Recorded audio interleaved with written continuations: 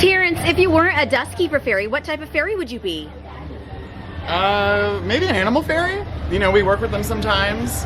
I love cheese, the mouse, and the food.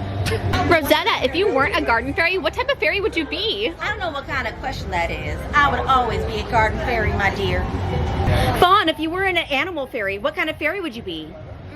Maybe a garden fairy, because then I could play in the mud all the time. Tinkerbell, if you weren't a tinker fairy, what kind of fairy would you be? Ooh, maybe a light fairy. That would be fun. Silver Mist, if you weren't a water fairy, what kind of fairy would you be? A fast flying fairy. Who doesn't want to go fast? Iridessa, if you weren't a light fairy, what kind of fairy would you be? I think an animal fairy. I want an everbeast. Vidya, if you weren't a fast flying fairy, what kind of fairy would you be? I guess if I couldn't be a fast flying fairy, I'd be a better tinker fairy than Tinkerbell.